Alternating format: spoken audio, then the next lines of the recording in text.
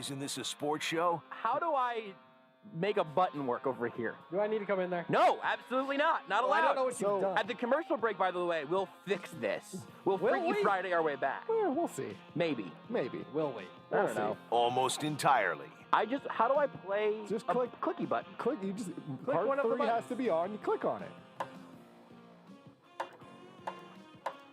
What did you do? This is Almost Entirely Sports with Joshua Brisco. Which hotkey are you clicking? What are you trying to click? I don't want to tell you. Don't come in here, Beards. No, Beards, go away! But see, if you don't, I know you don't want to tell us, but at some point, you kind of have to I'm give trying us not to something hit the so we can breaking make it news work. one, and it's not playing. Is cart 3 up? Yes. Take the show with you by listening on the Sports Radio 810 mobile app at 810WHB.com or by searching for Almost Entirely Sports wherever you get your podcasts. Oh, hi, Jason. Hey, ask Jason.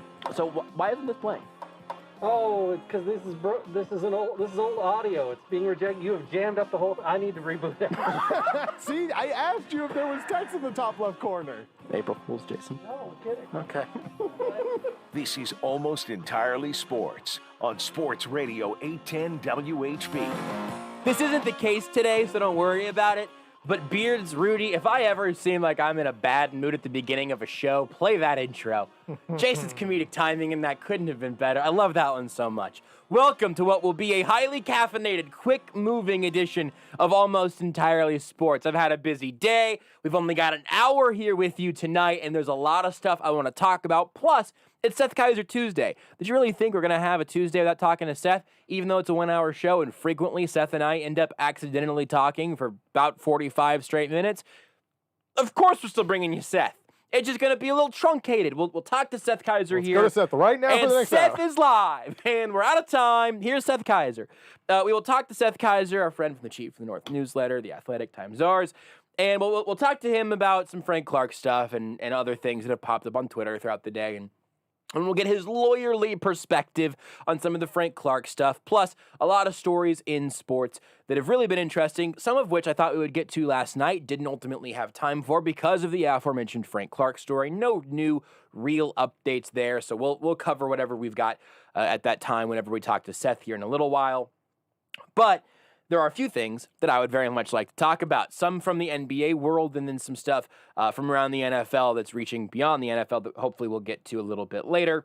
Plus, there's a bunch of nonsense that we're simply not going to get to today, which I know is a promise that I typically make, and then there's some nonsense.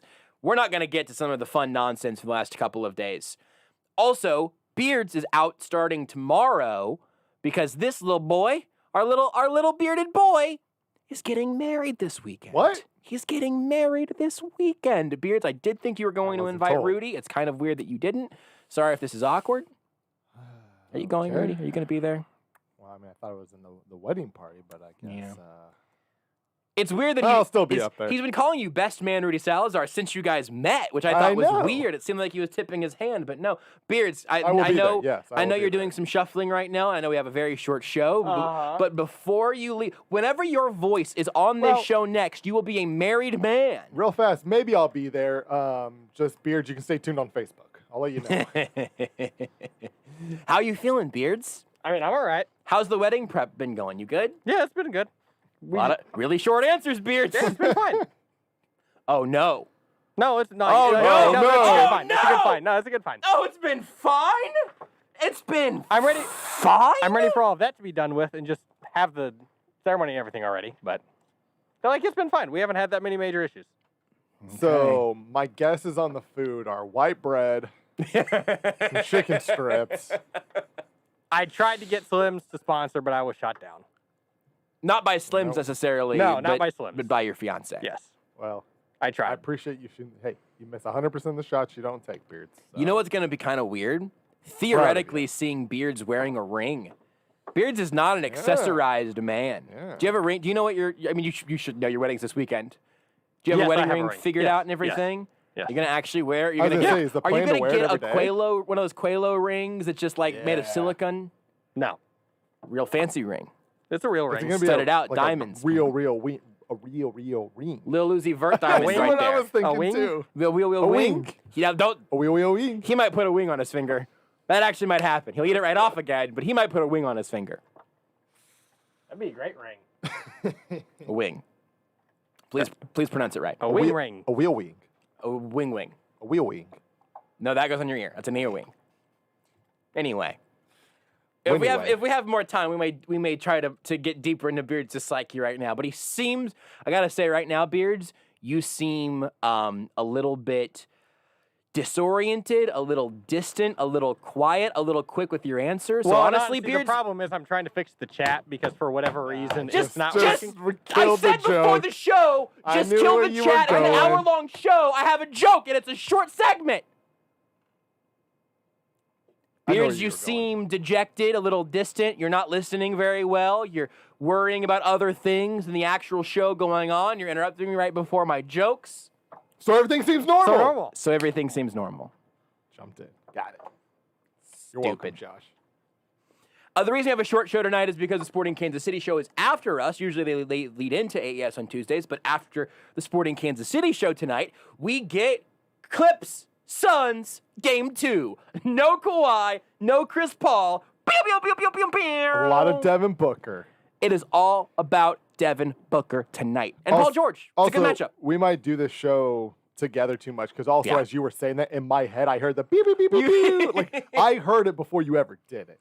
You know how last night I screamed and it fixed your headphones? Yeah. You doing pew, pew, pew, pew, pew fixed my headphones just now.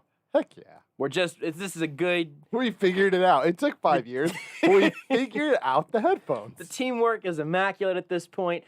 I am obviously thrilled because I'm a Suns fan here because you said we got 3 or 4 more minutes here before we should get to Seth, right? Yes. Yes. So the one thing that I wanted to talk about from the NBA world last night, even beyond the Ben Simmons stuff, was this idea that this is some sort of nightmare situation for the NBA because we are going into conference finals that are Suns, Clippers, Hawks, Bucks. Now look, we can all admit this is a bonkers set of conference finals. It's weird. Yeah. But I'll take both of your guys' feedback on this. Are you, because I'm clearly super biased because the Suns are here. With my biases, at least, I am more excited about these finals. And even if I think I could take my biases away a little bit, if you replace the Suns with the Trailblazers, I think I would be as excited about these conference finals. What? Kind of something. Just said the Nuggets. Well, no. just couldn't have given me that. I wanted to be realistic. Fair enough. I think I would be as excited about these conference finals as someone who loves watching LeBron. I love watching Steph Curry. I love watching KD. I love watching excellent players, and I've really enjoyed these playoffs. But part of the fun for me is that Giannis is incredible, but we're going to see him in on a huge stage.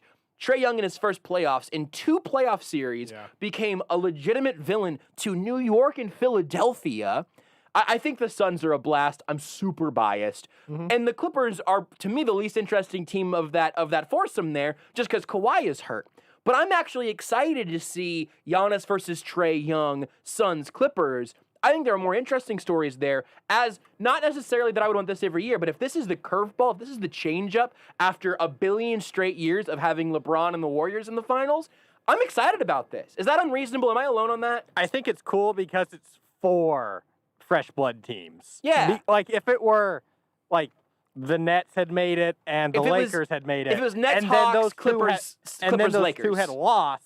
Yeah. And then you're getting like, I don't know, Bucks and Suns. That would be a little weird. Yeah. Because they're disappointing because like all these two teams with great players, all-time players didn't make it. Yeah. From out of the conference finals, and now you're getting Giannis has had his breakthrough moment. Yeah. Trae Young's having his kind of breakthrough moment. The Suns had theirs.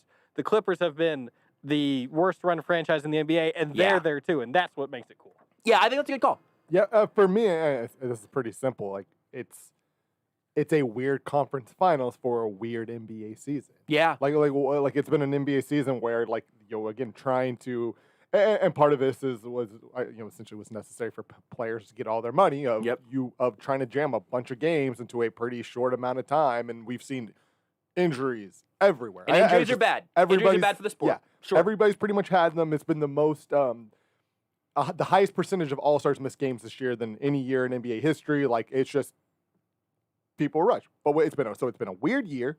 We have a weird conference finals. Yeah. And I think that's great. Yeah, I do too. It's fun having those every now and again. I don't want it every year, right? I don't need Sure. in March Madness. I'm not the big Cinderella guy. Right. I don't need VCU in the Final Four. I kind of want to watch 4 blue bloods play. But also, like Beard says, is if it's 4 VCUs, that's kind of intriguing. The other element of it is that there are still stars on all of these teams. Yes. They're not LeBron and Steph and KD, but here's they're what big it is for for They're me. the Devin Booker. next crop of those guys, hopefully. And- One of them's literally a son. And where do The world it's a revolves great around star. It's a him. huge star. It's a beautiful planet. It really is. Where do stars become superstars? In the finals, in huge playoff moments. It's why Damian Lillard is the star that he is on a team that has never really done that much. This is exactly where it all happens. The other tiny element of it, and we got to get to Seth, is think about how we talk about Major League Baseball. We crush them, I think rightfully so, because they don't make their guys stars very well, even if it's in big moments. Mookie Betts is not an international superstar, even though he's an internationally great player. Mike Trout, an incredible player, but not a superstar. He might be, I don't know what his Q rating is, but he might be the equivalent of Russell Westbrook or something. What I think is fun about the NBA is you find these stars in all these different places. The NBA is going to be able to spotlight these stars in these conference finals. And by the end of it, if it's Hawks Suns, the most bonkers finals maybe ever, Devin Booker and Trae Young are going to be superstars after that's done. And that's the case for all 4 of those teams. I love it. You can hear Suns Clippers tonight. Coverage starting at 8 o'clock here tonight on Sports Radio 810 WHB. We'll take a break. Seth Keysor for a truncated Seth Keysor Tuesday is next. Want more Almost Entirely Sports? Watch the show live on the Sports Radio 810 Facebook page.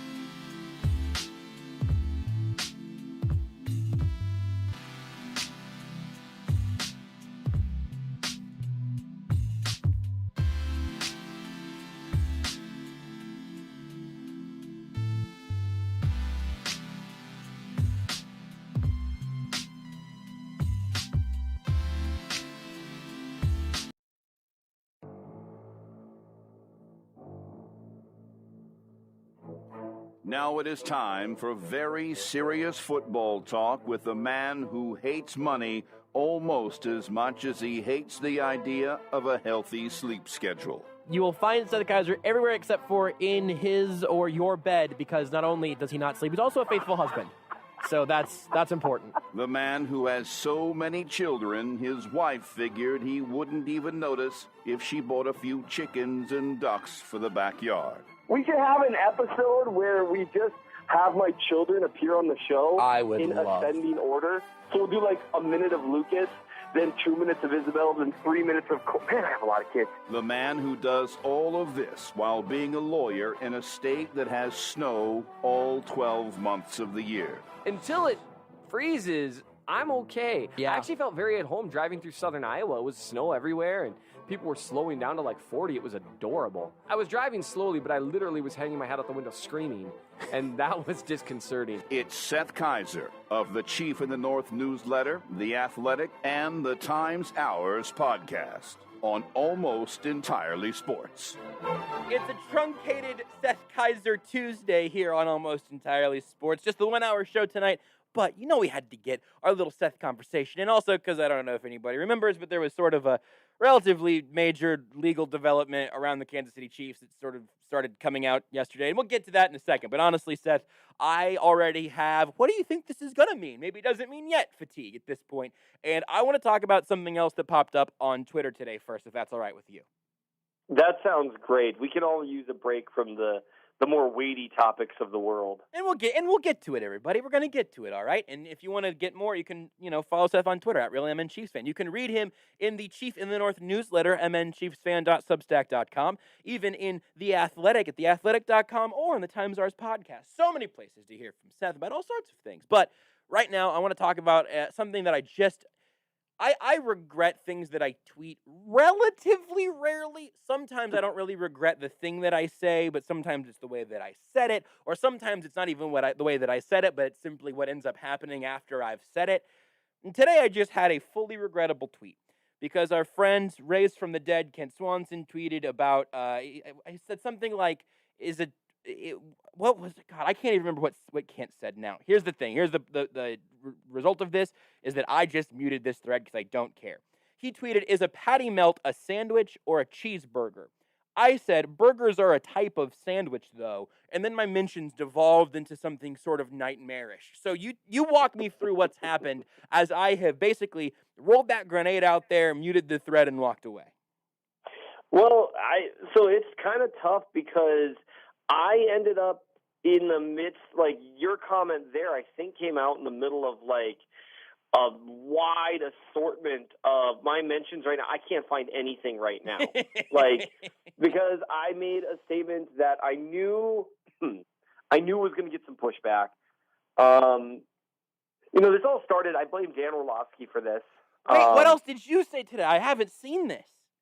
I just, so you had your food thing. We're talking about the sandwich thing. Dan Orlovsky, he tweeted that he, how he feels about some food thing, and he just does it now at this point, and he enjoys this. And then Kent, again, our formerly deceased friend that you brought back to life, tweeted out like how good cashews are, which I found odd because he's not 7. But you love cashews. You've talked about cashews many times. Yeah, I like cashews. Well, and I just don't understand, how would you... I'd be like if someone was like...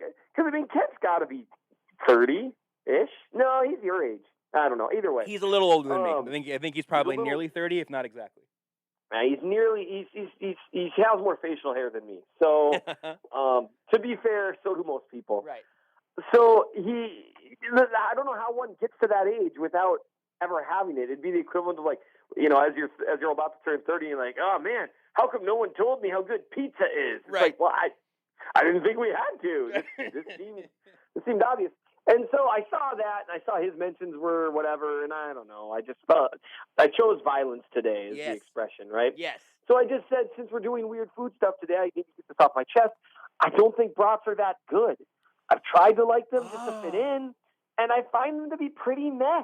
And I understand that this is going to upset people. That's the reason I tweeted it. Right. But they're okay. Now, cheese-filled ones are excellent.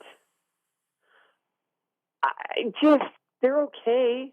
Can we still be friends if I don't like brats? I feel like we should be able to. I don't really like brats.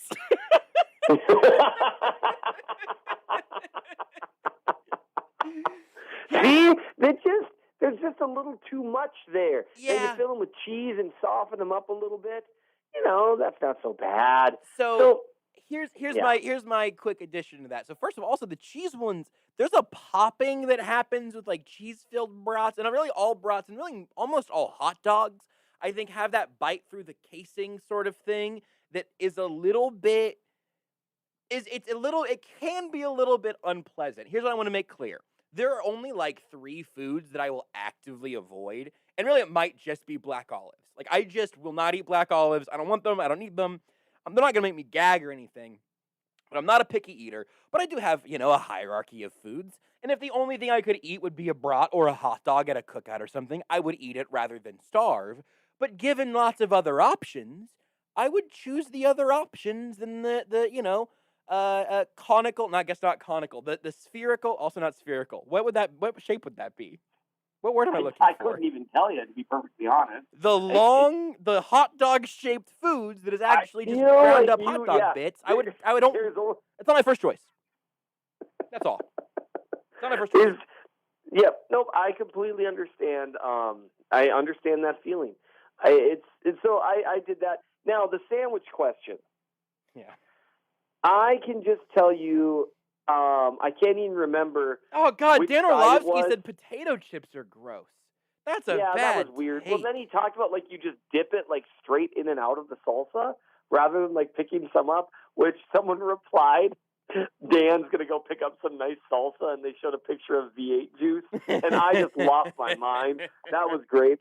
But with regards to the sandwich debate, the only thing I know is this, and I'm going to confess this to you, Josh, and this might shock you. It might not. Okay. I don't remember which side of the debate I'm on. I just know that I am on Kent's side against you. So I'm going to need to get back on you on that. I'm sure that shocks you, but that's how I arrived at that conclusion. I think Kent is essentially arguing that that a hamburger and a sandwich are different things, and it's sort of, I think there's a all squares are all rectangles, or all squares are rectangles, but not all rectangles are squares sort of thing going on. Where like I think that by the traditional bread, cheese, meat, bread, and maybe some other stuff in there.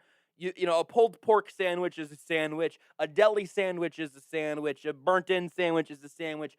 And a cheeseburger or a hamburger is its own thing, but it is also the explicit same structure of a sandwich. It's a breakfast sandwich.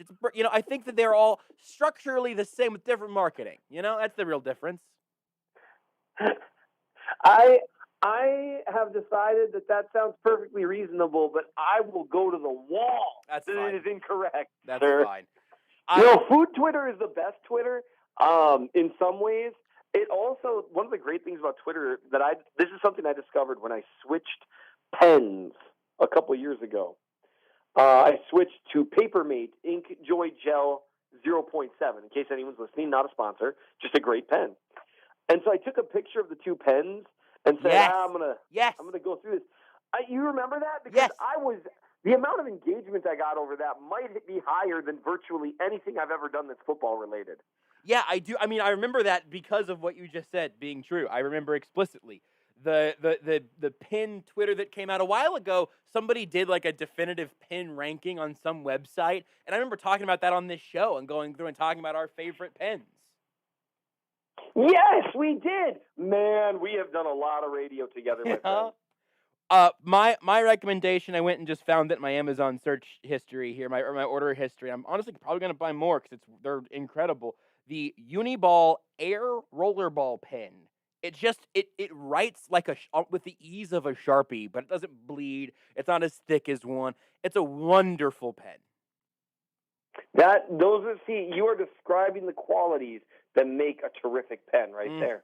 Because here's the thing, man. Given the opportunity, and in fact, sometimes, here, if I don't have, I usually have my own pens in my bag, but sometimes I'll have left one somewhere else, or the only pens that we have here in the mail room here at the station are your quintessential Bic pens, which some of them are actually pretty decent, but they're very run-of-the-mill, a big box of them. But also we have Sharpies.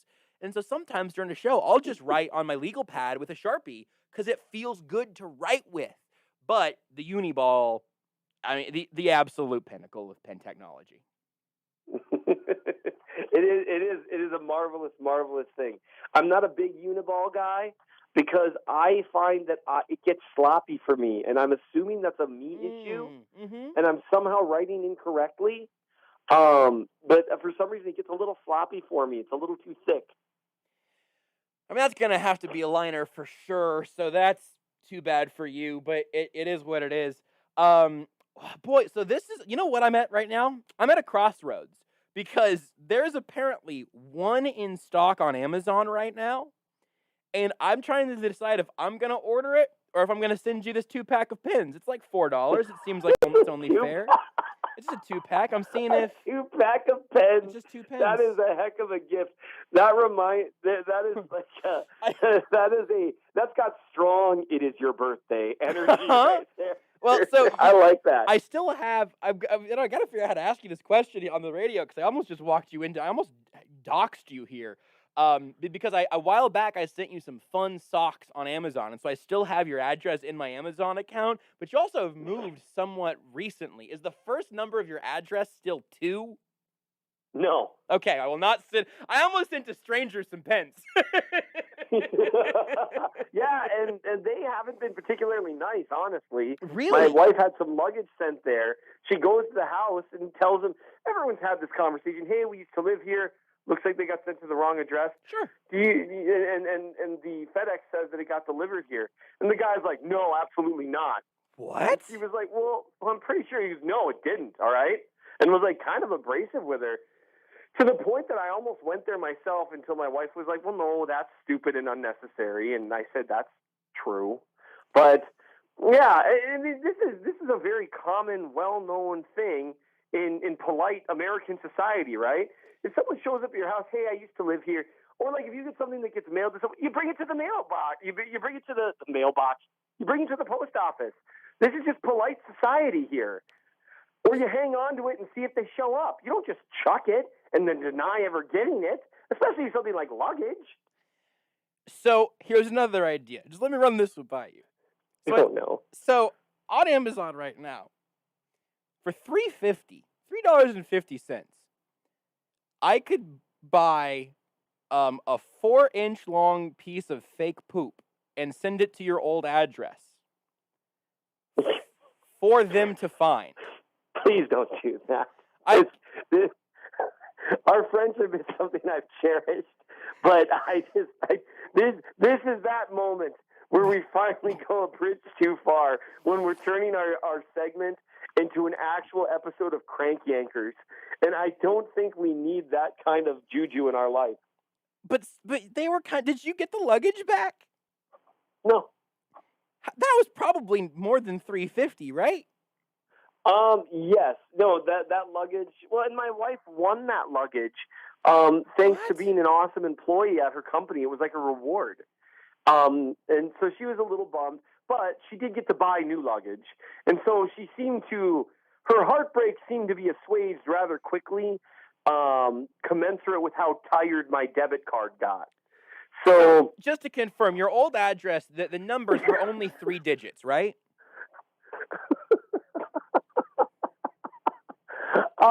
Yes. Don't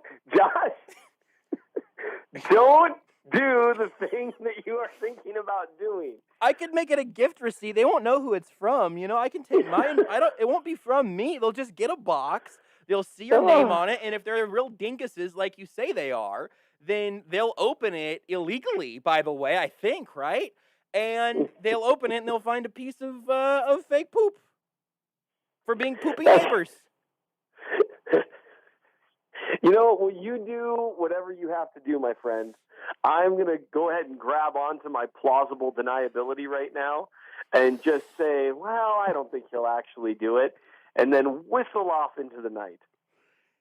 Sorry, you cut out for a second. Did you say that I could do whatever I wanted to do? Oh my goodness. I feel as though this feels something like an anniversary episode, doesn't it? Like this feels as though is this the off season that's doing this to us? Because this is the second week in a row that we've been about 10, 15 minutes in, and I've had that reminder like, man, the amount someone would have to like us as people to still be listening to this is it's not low, Josh. No. It's just like that Jazz would have. My wife would have turned this off 10 minutes ago. It's just like, that- these guys. It's just that I could. It's with tax, it would be $3.76. It's so worth $4. I appreciate that.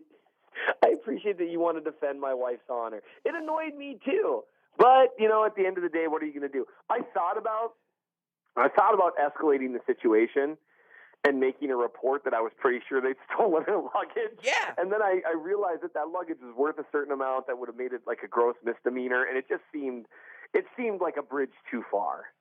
All right, last question, then we'll move on to Frank Clark seamlessly. What if instead of sending it to Seth Keysor at this address, I send it to Bad Neighbors, or I know you stole some luggage? I don't want to implicate you directly, though. And I send it to them. Yeah. They might remember that incident, and then now we're just looking at escalation here. You can also buy these like confetti bomb things that you can mail, and they'll open it and confetti will go everywhere. That would be kind of fun. Can I do that? You can do whatever you want to do. You are an adult whose decisions I am not legally culpable for. I could send also a bag of gummy candies in the shape of male genitalia. Now, don't do that. Okay. That we found the line. Okay. You're welcome. But the confetti, you're all in on. Okay, good to know. Let's seamlessly transition to talking about Frank Clark in a very serious matter, because that's what the show does. Its absolute best is walking that particular line. And also, I just needed to talk about something that wasn't Frank Clark for a little bit. And I'm hoping that everyone listening also needed a minute of that. So thank you for indulging me. So this all happens yesterday. It unfolds a little bit earlier in the afternoon, where Frank Clark, we find out, was arrested for illegal possession of a firearm. Eventually the sources at TMZ said their sources said that it belonged to somebody on his security team, according to them. That's fine, whatever. Well, we start the show yesterday, and we go through talking about all of this stuff, and there was that thread from our friend Real Bird Lawyer on Twitter talking about how, as a standalone thing, it's probably not an enormous deal unless it ends up getting escalated. If you disagree with any of that, I'd love to know any other thoughts you'd have. But and also just sort of non-legally, but just sort of judgment-wise, I was saying, look, this stinks. This is not a good thing, but nobody got hurt. It doesn't. There are a lot of different ways that I think I could be generous in this moment in terms of it not being the absolute end of the world. And then we basically wrapped up that segment by saying, if it's a standalone thing, it's probably not a huge deal. And then during that commercial break, Sam McDowell tweets out his story saying he got arrested for the same thing 3 months ago. And that changed the tenor a little bit. So where are you at right now, just with that information being what we have to work with at this point? Well, the information is still a little scant right now. I'm having a hard time nailing down whether he actually got arrested, charged, and bonded out, or whether he was arrested and then released and it was placed under review. I did see someone use the terminology bonded out. Here's the problem, and I'm just going to be blunt here, and if this gets me in trouble, I apologize to a bunch of colleagues who I really respect. Most media people have no idea what they're talking about when they talk about legal cases, and they really should stop doing that. And I mean this for a bunch of people that I have a ton of respect for. Like some people that you're on the phone with right now. Consult an attorney, preferably one who operates in that jurisdiction, because terminology changes from county to county, let alone state to state. And then plus, if you've never been involved in the legal system, you just don't know. Yeah.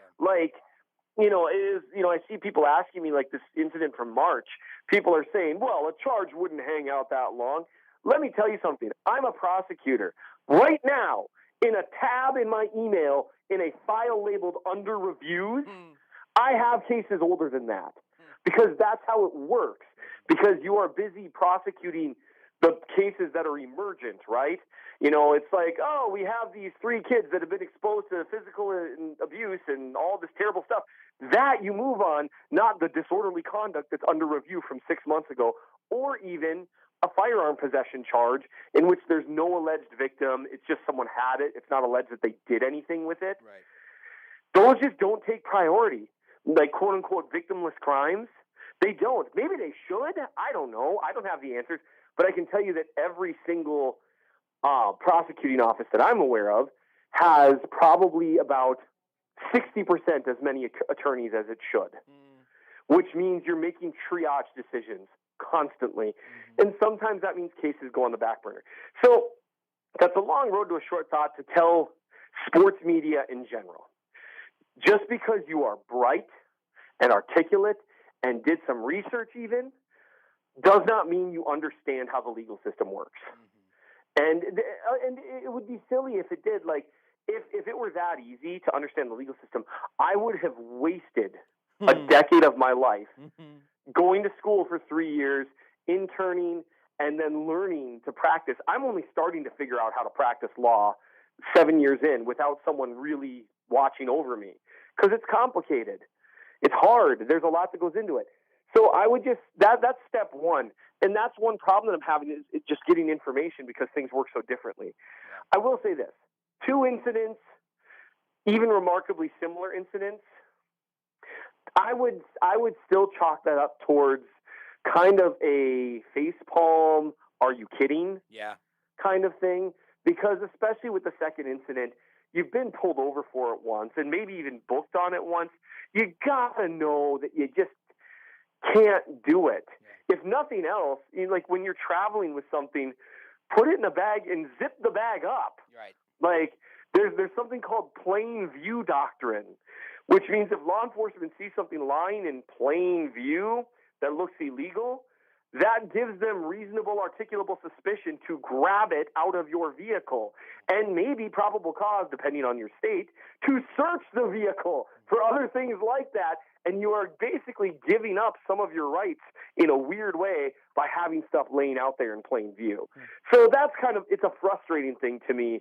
But like you said, it's hard for me. And again, I deal with some pretty rough cases.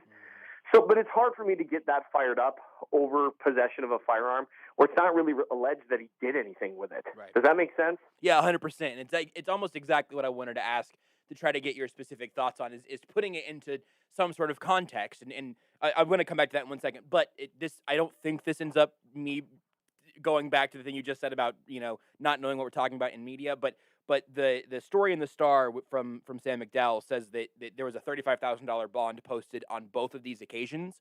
That is, I'm assuming, you know what they say about assuming, don't do it.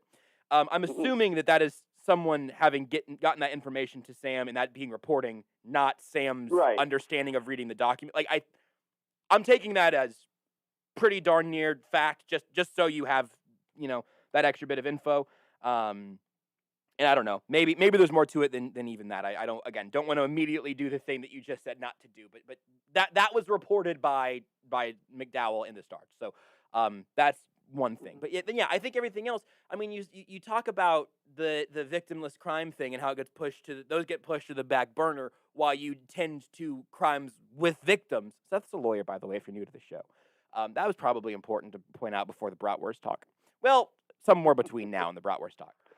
Sure, yeah. But I think that everybody listening should have some understanding of victimless crimes being less important, because part of the reason that you enforce laws is to prevent or help victims. Like that's the victim is sort of the key component to a lot of the work that you would do, I would think, in an ideal world at least. So I think that all should make sense to everyone. It at least makes sense to me, to not speak for anybody else. Yes. I mean, that's how it works. So the way law enforcement, at least on the prosecution end, generally works, and I can't speak for every jurisdiction or every prosecutor, but I know my office, and a lot of places that I've worked with view it like this. It's not necessarily the government's job to prevent bad things from happening, not because we wish we couldn't, but because we can't, right? This isn't Minority Report. We can't, sure, you can prevent a lot of bad things from happening, but the only way to do that is by stripping down people's rights more and more and more and more and more to the eventual point that you're doing things that you probably shouldn't be doing. Right. The government's job for us is to try to protect people as best we can to mitigate the damage when people do things they shouldn't do. By and large, the cases where we can best mitigate damages are victim cases. Obviously, violent crimes. That's, the number one thing, right? But also theft crimes, crimes that tend to disturb the public peace in a big way, right? People should be able to walk through the store without someone acting psychotic and making them afraid. That's just something that we encourage as a society, right? And so those are the things that really take most of our attention. We try to get to other things. And so even crimes like this one, so this is, from as best I can tell, it's possession of a firearm either in a place that he shouldn't have it, allegedly, or a type of firearm that he shouldn't have, allegedly. Those laws are generally written as kind of part of a concentric circle to stop a certain kind of crime from happening. So you obviously charge out, armed robbery, right? So then the idea is if you go out one further on the concentric circles to try to prevent people from even get to the inner circle of armed robbery, well, let's forbid certain kinds of weapons or having weapons in a certain area. Then you have these laws, right? So these laws are more on the outside, the periphery, whereas you don't have the direct victim crime. Does that make sense as a way of explaining it? I think so, but I also might not be that smart. It just basically is there's only so many things that individuals can focus on at one time. And so it's just hard for me to get too fired up. Do I think it was boneheaded? If he was, to be in possession of a firearm that he's not supposed to be in possession of, yeah, I think that's pretty boneheaded. I think it's just leaving you open to get charged. Right. It's kind of like when players pop positive for marijuana. I don't really care if players want to smoke marijuana, but they know they're not allowed to under the current rules, or that's changing gradually, and they know they're going to get tested. It's like just don't do things that are stupid. And that's where I get a little more exasperated. Now, the other thing is, supposedly, based on what TMZ is reporting, is that there might have been someone else in the car with him, at least in the first occasion. Let me just tell you, you know what happens there, right? It wasn't mine, it was his. Those are both the other guy's guns. Yes. Yeah. Those both belong to him. Never seen this before in my life. John, I can't believe you brought this into my car. Right. That is. You have guns? That what? is. Yeah. Yeah. And look, I don't mean to sound cynical. It's just that's always the answer. I've had people claim, another prosecutor that is frequent, Austin, on Chiefs Twitter. He does a lot of good work talking about this kind of stuff. He prosecutes as well. He made a joke about, this methamphetamine in my pants isn't mine. These aren't even my pants. I've heard that. Like, I've had people say that, when they got UA'd and they tested positive, well, someone must have spiked my drink with meth. Right. And you're just like, that's not how meth works. Whoa, and Seth, how do you know how meth works? Yeah, exactly. But I mean, and honestly, what I said to someone one time was like, yes, all these habitual users of methamphetamine who are just dying to sprinkle a little of their precious meth and give it to other people. And so you hear that all the time. However, because we live in a society where people are presumed innocent until proven guilty, the state does need to show beyond a reasonable doubt that he did actually possess these guns, that he knew they were there, they don't need to prove that he knew they were illegal, by the way. Ignorance of the law is not an excuse in our country. It's not a justified defense. Right. So that might be one reason why that first charge is kind of hanging out, because if there's someone else in the car, California might be a state, and I don't know, I don't practice there, where they don't necessarily impute possession onto everyone in the car. And they get in a position where, well, we can't prove beyond a reasonable doubt that it's his. Because this is a type of case we don't care about that much, we're just going to cut it loose. Yeah. That could well be what happens there, but it's impossible to say without knowing, what's on the police reports, what got said, all that stuff.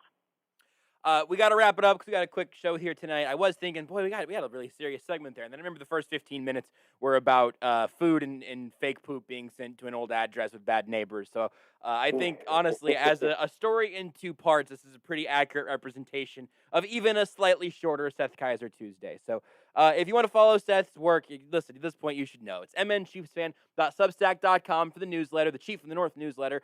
You can get stuff sent straight to your inbox for $12 a year. It's a ridiculous value for incredibly good content. So you can go subscribe there, and you can follow him on Twitter at RealMNChiefs. And also, there was a new Times Ours out late last week. If you haven't heard that yet, go listen to it now with me and Seth and our friend Nate Taylor. Seth, thank you for all 3 phases of that. I did not end up shipping anything to your old address. That is not a promise that I will not be doing that at some point in the near future. I will hold you to that. I appreciate you, Josh. At JB Brisco, at Beards McFly, at Not That Rudy, at Sports Radio 810. Just do it already.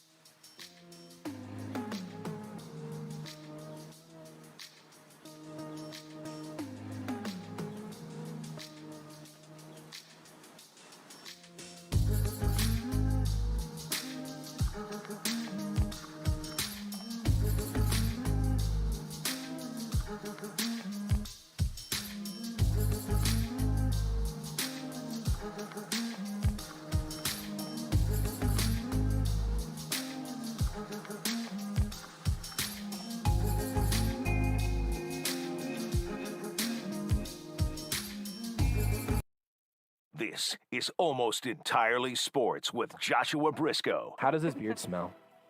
I don't know. I don't go around smelling beards. Does she mean you as a whole person or just your facial hair? I guess we'll never know. Oops. On Sports Radio 810 WHB. I forgot about that entire bit, Beards. That was a real challenging one. That was just girlfriend Rebecca at that point, right? That was probably pretty early on. Am I wrong? Yeah. Sometimes I'm a little jealous about the fact that I wasn't there from the beginning. No, You this is missed not one of those times. I see. Yeah. Because Yeah, I was down yeah. here still at some point. Was but- it? That was on ESPN Kansas City. Yeah. Was it? Yeah. So that was before I joined. That makes sense. Which again, sometimes I'm jealous. I missed out on the inside stuff, and sometimes I'm happy. There's that one Friday show with Charlie. It was good that you missed it. Yes. That's what I hear. That's what I hear. There's no way that show was ultimately even as bad as I remember it being, but at this point, it exists in infamy for me. I'm tempted to go back and see if I can find it. Yeah, you're welcome to. I don't want to hear it. I don't either.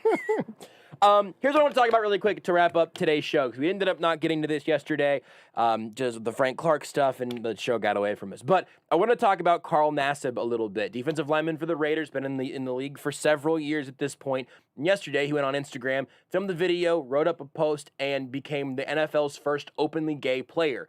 Michael Sam was drafted after coming out, but he never recorded a regular season snap, which is kind of wild. And this makes Carl Nassib the first. There are a few elements of this that some things might be really obvious to the grand majority of people, and there's some amount of pushback that I want to at least try to inform people on before everybody gets really defensive. Also, not that everyone with the sound of my voice is or anything, but don't be homophobic.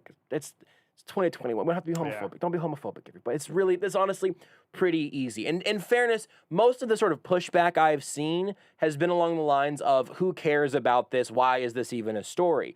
And on some level, I would love to be at that place with you. Mm-hmm. I would love for all of us to be at that place with you. That's the goal one day. But we're not. And acknowledging that, it's why, like, I don't see color sucks, because it becomes, you're opting out of difficult conversations around race. Saying, I don't care about anybody's sexuality. Well, if you really don't, if you really have no calibrator for racism and you really have no biases, it's really difficult to believe. I don't think that anybody is perfect at that. But if you think you're really good at it, right? Mm-hmm. Awesome. You at least should be able to acknowledge that the world is not at that space, even if you're the coolest, least biased person in all of on planet Earth.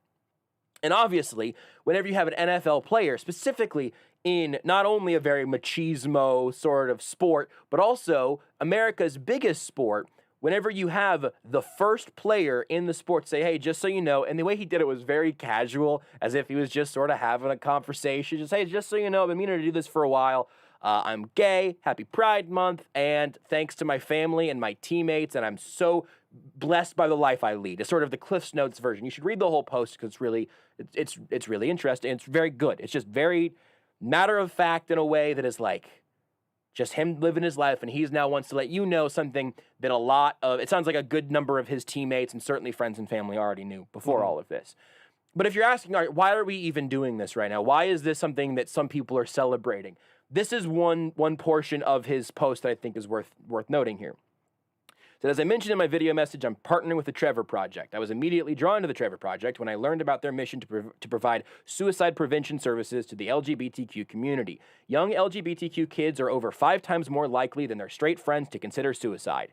For someone like me, who has been so lucky and cherishes every day, it brings me incredible sadness to think that our LGBTQ youth are at such an elevated risk for suicide. Then he goes on to cite this stat that there are studies that have shown that the risk of an LGBTQ kid attempting suicide drops by 40% whenever they have an accepting adult in their life. Whenever you have representation like that in your life, that stuff matters. And for a lot of people, man, I'm a straight white dude who grew up in Kansas and now live in Missouri. Mm-hmm. It has never been hard for me to find representation in literally anything, anywhere. I have no idea what that process feels like firsthand. But I saw that over the last 2 days, he has the highest-selling jersey, the best-selling jersey in the NFL. And I think that kicks ass because it has an example of an organization of football fans, right? Where, honestly, it would be impossible to know confidently how NFL fans, Raider fans, NFL players, coaches were going to react because we have not gone through this process with an active player yet. And to see that be a message of support, if your goal really in your heart is, I just want this to never really matter. John Amici was on the Le Batard show today, and he acknowledged, this is a dumb thing to care about. No one has ever had to come out and say, just so you guys know, I'm straight and I'm playing football. Getting to a world where this isn't a news story every time would be a great thing. It's also the reason that having things like Pride Nights at the K, which has gotten its plenty of pushback on Twitter, is important. it provides that foothold for people who otherwise may have grown up and lived their lives without ever seeing themselves represented in that way. For Carl Nassib to do that as an active NFL player is awesome. There's no other perspective to have in 2021. We're back tomorrow. Bye, Mom. You're listening to Almost Entirely Sports with Joshua Brisco on Sports Radio 810 WHB.